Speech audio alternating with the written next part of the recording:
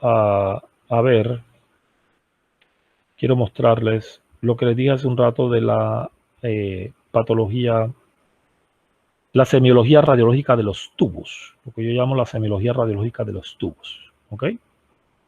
Bueno, un tubo en radiología médica puede estar, ¿verdad? Un tubo del cuerpo humano en radiología médica, ¿verdad?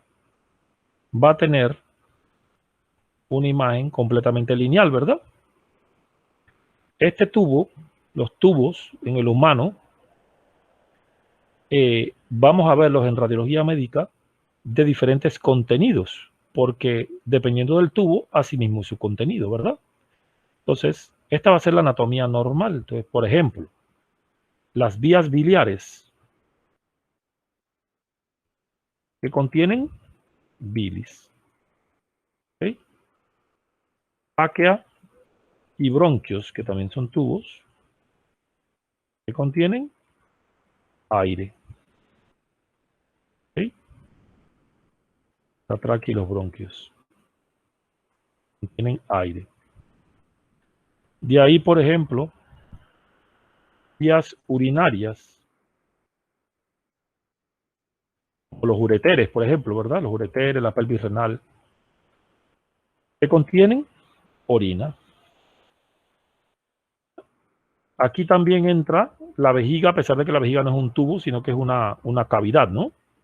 Pero pues también entra en la semiología esta de los tubos, porque también se pueden ver las cosas que vamos a definir ahora.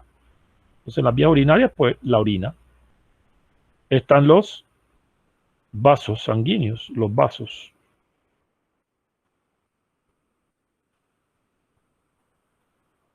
¿Contienen qué? Sangre. Y aquí tenemos arterias y venas. También tenemos los vasos linfáticos, que también son tubos. ¿Ok? También son tubos. Y obviamente el tubo digestivo, en toda su extensión. ¿Ok? Esófago, estómago, intestino, delgado y grueso. Básicamente, esos son los tubos que tenemos en el humano. Entonces, los vasos linfáticos que van a contener, pues linfa. Y el tubo digestivo prácticamente tiene aire que deglutimos y que se produce allí, alimento.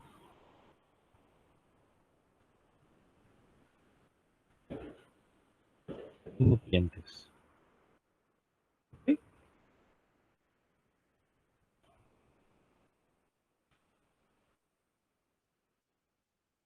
Bien, estamos claros, ¿sí?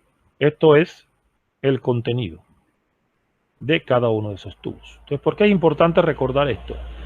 Porque cuando se produce una patología, lo que está afectado es el contenido que está allí y también los tejidos que están alrededor. Entonces, es importante recordar cuál es el contenido de cada uno de ellos y también las relaciones anatómicas con las estructuras que están a los lados, o sea, el tejido que está alrededor, porque esa es lo que se va a afectar en las patologías, ¿ok? Entonces, en un tubo, nosotros podemos tener varias cosas. Vamos a ver. Vamos a ver este tubo aquí.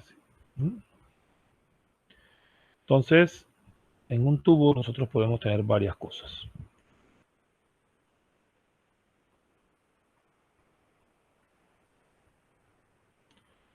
Por ejemplo, podríamos tener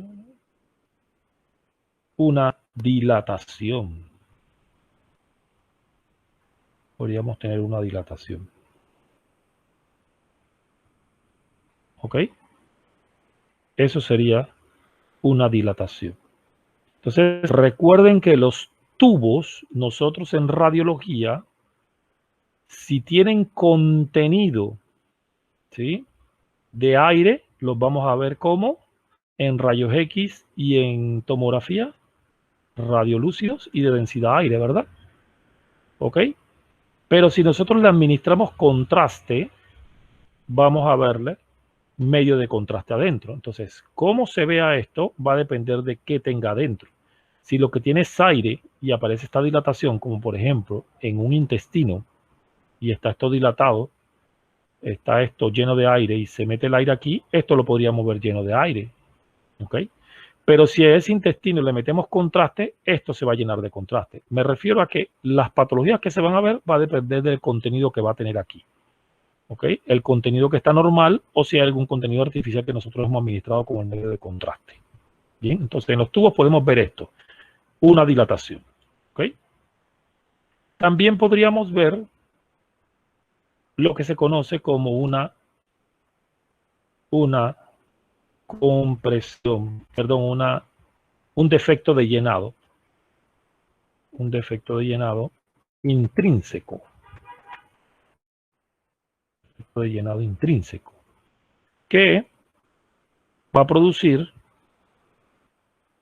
nosotros, esto no lo vamos a ver. O sea, si hay una lesión ahí en la pared, esto no lo vamos a ver. ¿Ok? A ver, déjenme acomodar esto aquí porque esto no quedó bien dibujado aquí. Vamos mejor para atrás. Aquí. Esto nosotros no lo vamos a ver. ¿Ok? No lo vamos a ver. Vamos a ver es el contraste que se encuentra en el interior del tubo. ¿Ok? Contraste que se encuentra en el interior del tubo. Entonces, cuando está en la pared, es así. Ahí. Y lo vamos a tener ahí. Pero nosotros estamos viendo es acá, lo que está lleno acá. ¿Ok? Cerrado. Vamos a ver aquí.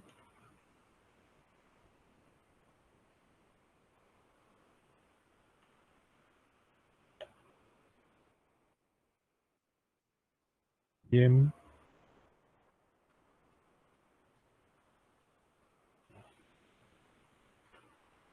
Y aquí. Entonces, esta sería una lesión intrínseca. Bien. Una lesión intrínseca propia de la pared que crece hacia adentro.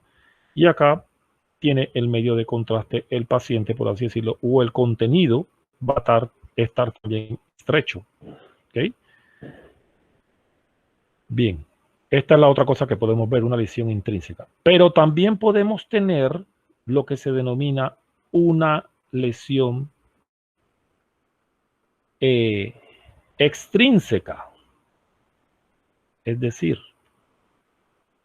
tenemos una lesión por fuera de la pared. Aquí vamos a dibujárselas para que la vean bien y se entienda. ¿Sí?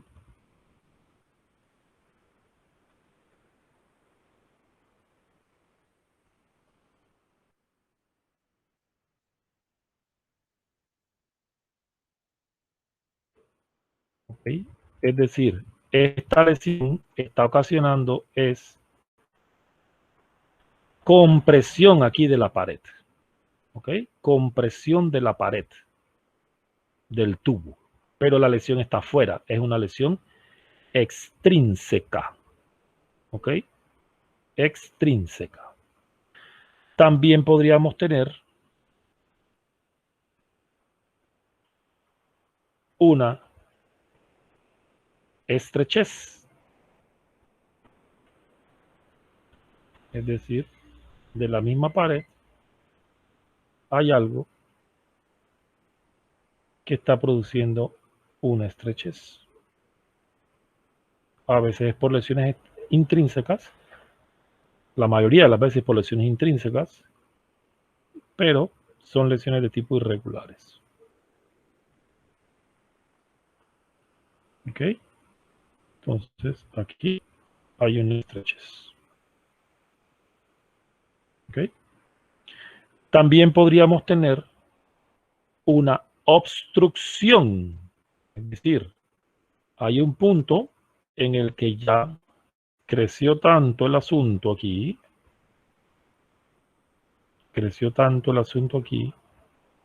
que ya obstruye, creció de ambos lados así, y ya obstruye. ¿Okay?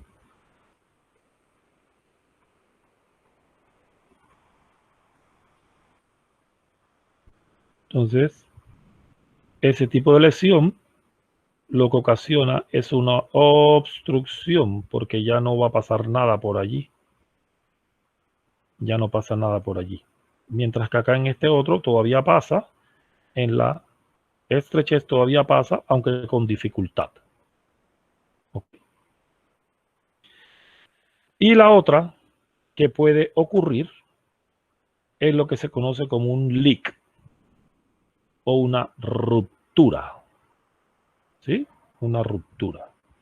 Donde ya el medio de contraste, lo que va a suceder con el medio de contraste es que se va a salir.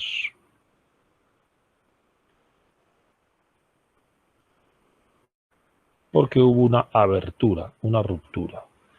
Ok, un momento aquí, vamos a ver aquí. Vamos a cerrar aquí ya para... Exacto. ¿Sí? Entonces, si al paciente le ponemos medio de contraste, ¿sí? Ahí, ¿qué es lo que va a haber en una obstrucción? Que no pasa. No pasa el medio de contraste. ¿Eh? Le pusimos medio de contraste, ¿eh? No pasa. Si hay una ruptura, se rompe la pared, ¿sí? ¿Qué es lo que vamos a ver? Que el medio de contraste se sale. Un medio de contraste se sale.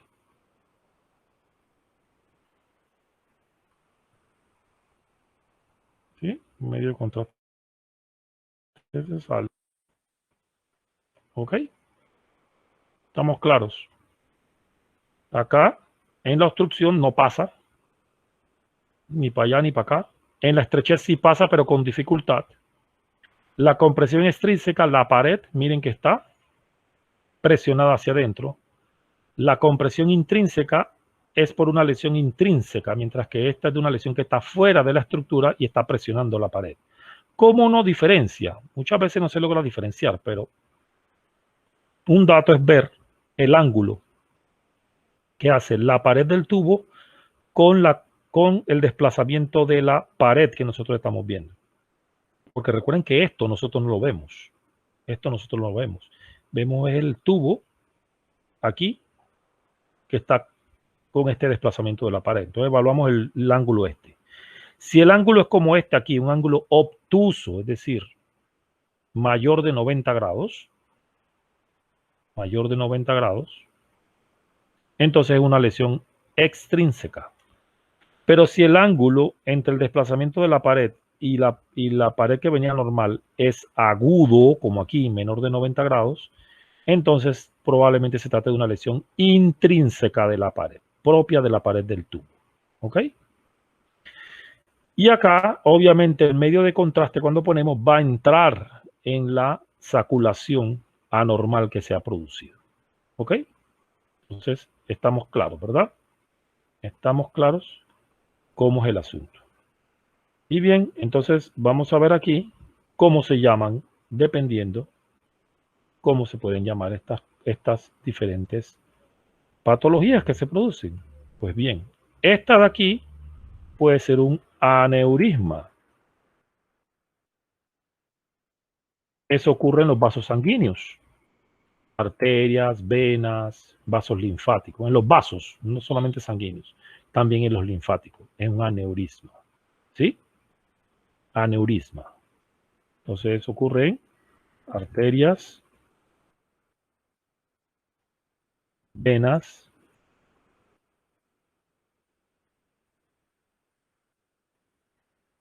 linfáticos.